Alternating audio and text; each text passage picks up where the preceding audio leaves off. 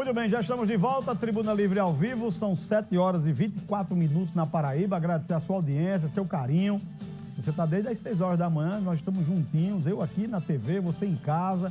Para quem já está no trabalho, para quem vai ficar mais um pouquinho da manhã em casa também, grande abraço, muito obrigado pela sua companhia. Hoje é terça-feira e você sabe, né? Toda terça-feira a gente tem um tema interessante, tem um especialista aqui para nos explicar sobre determinados temas e nós vamos ao nosso escritório do Tribuna desta terça-feira. Vamos lá.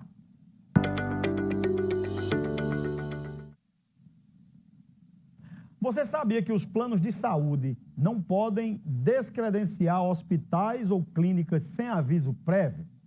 O descredenciamento, quando feito de forma irregular, pode prejudicar o consumidor e é considerado abusivo. Sobre esse tema e algumas nuances em relação a esse assunto, nós vamos conversar com a advogada Renata Madureira e nos explica direitinho sobre essas questões que envolvem descredenciamento de planos de saúde. Bom dia. Bom dia, Nilvan. Mais uma missão para a gente mais uma vez, tirando algumas dúvidas, né, sobre as operadoras de planos de saúde. E essa é uma situação bem comum, onde o usuário faz um tratamento de forma regular e, de repente, ele se depara com a notícia de que não, seu atendimento não pode mais ser feito aqui, seu plano de saúde não atende mais nessa clínica, nesse hospital, você precisa procurar outro. E aí, né, o que o usuário deve fazer? Sim. Porque quando o usuário faz um tratamento, o paciente vem fazendo tratamento, ele cria uma relação de afinidade, de confiança com a equipe médica, com os enfermeiros, hospitais, técnicos. Então, assim, é realmente um choque para o paciente, de repente, ter essa notícia de que você não é mais atendido aqui.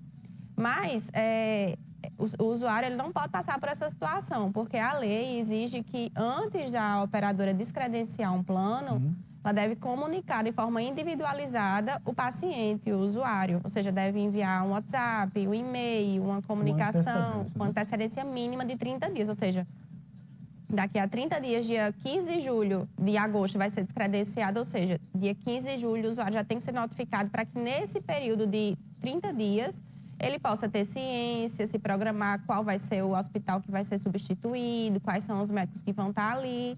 E quando o usuário, inclusive, é feita essa modificação de uma clínica, de um hospital para o outro, a operadora ela precisa garantir que vai haver uma equivalência de tratamento, mesmo nível, mesmo padrão de equipe médica, de equipe profissional, de aparelhos médicos, porque não pode haver essa queda. No caso, eu sou atendido numa clínica, num hospital, de um padrão excelente, de repente ele é descredenciado e eu passo a ser atendido num hospital que ainda está iniciando, com profissionais que não têm tanta credibilidade, com um maquinário que não é tão bom.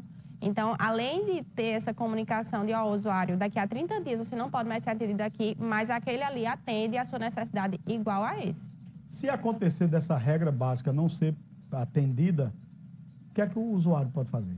O usuário ele tem algumas formas de reclamar com a operadora. Uma delas é uma reclamação perante a ANS. Chega lá no site da ANS e diz, que é a Agência Nacional. A Agência Nacional de Saúde Suplementar. De forma bem simples, eu sou usuário desse plano de saúde X, foi descredenciado esse hospital onde eu fazia o tratamento, não fui comunicado, não houve uma substituição. E aí, o que é que eu faço? Aí a ANS vai, notifica diretamente a operadora para que ela restabeleça o atendimento. Não é nem para ela regularizar mais a situação. Ela vai ter que restabelecer o atendimento naquele hospital. Mas de forma imediata? Imediata. Porque o cara que está fazendo um tratamento, por exemplo, quem está fazendo um tratamento de um problema de saúde grave. Não pode esperar. Não pode esperar a decisão burocrática lá da agência, tem que ser imediato. Mas isso é tanto através da ANS e outra forma também muito eficaz, que aí entra em outro ponto, mas é você procurar, o usuário procurar um atendimento jurídico que vai orientar, tem essa possibilidade de ajuizar uma ação, você vai precisar dos documentos tais, normalmente são laudos médicos,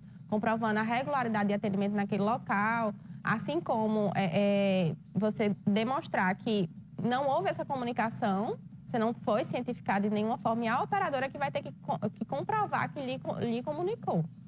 Aí, se isso não for cumprido, o usuário precisa continuar o tratamento onde ele vinha fazendo. Um negócio interessante, todo mundo diz que quando é na hora de você ter acesso a um plano de saúde, o plano oferece a você o mundo mais perfeito do planeta. E quando você já está inserido naquela plataforma, naquele plano, aí algumas coisas começam a modificar.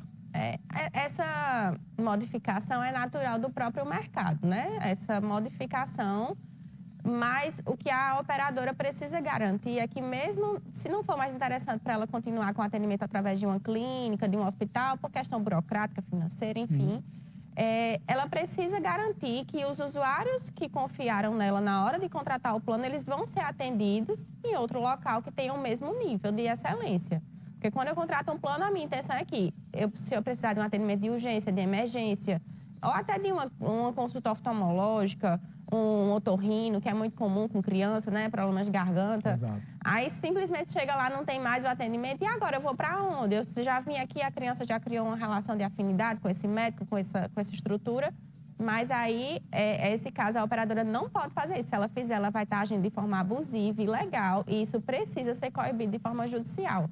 Porque o que acontece também é, às vezes, o usuário simplesmente ficar satisfeito, embora insatisfeito, mas não tomar nenhuma medida, e as operadoras continuam tomando essas atitudes que são abusivas.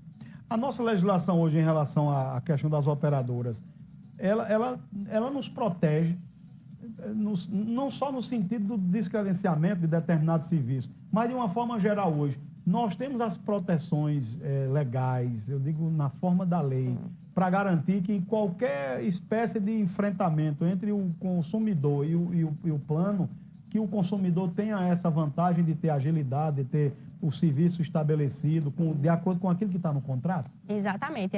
O Código de Defesa do Consumidor, ele se aplica a esses contratos de planos de saúde, e o Código de Defesa do Consumidor, ele prevê que, havendo uma situação de divergência, de conflito de interesse entre um prestador de serviço e o consumidor, considerando que o consumidor é uma parte hipossuficiente, é o termo legal, mas, ou seja, a parte mais frágil da relação, ele tem uma preponderância de direito, ou seja, se presume que o que ele está falando é verdade, quem tem que provar que ele está mentindo é a operadora, se presume que ele está sendo prejudicado em razão do ato praticado pela operadora e não o contrário, porque quando o usuário assina o contrato, os termos já vêm ali pré-estabelecidos, ele não pode alterar absolutamente nada. Então, é justamente esse momento que o judiciário entra para dizer, essa cláusula aqui é ilegal, não pode ser aplicada dessa forma. Então, ele corrige, declara uma nulidade e acerta a situação para ter um atendimento restabelecido, uma mensalidade reajustada, um medicamento fornecido, um material garantido através de uma decisão. Legal, tá vendo aí como a gente aprende? Espero que você tenha aprendido também. Doutora, muito obrigado mais uma vez. Eu que agradeço a oportunidade, Vilma, mais uma vez.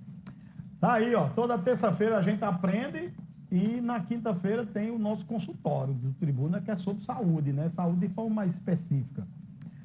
Agora são 7h mais 32 minutos, uma nova oportunidade para quem quer mexer o corpo e ainda cuidar da saúde física e emocional. Estão abertas as inscrições para o projeto Mangabeira em Movimento, que oferece aulas de dança para maiores de 18 anos, com ou sem experiência. E é Sabrina Barbosa quem vai trazer para a gente agora, para a gente poder entender como é que é essa oportunidade. Vamos lá.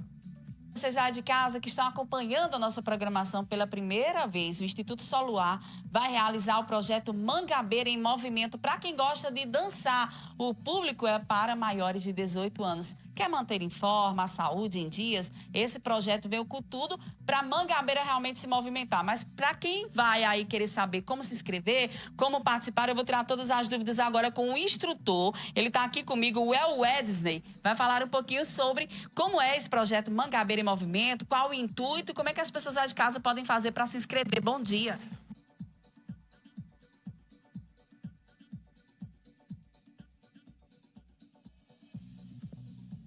Oi, vê aí que deu um probleminha aí na internet, no link.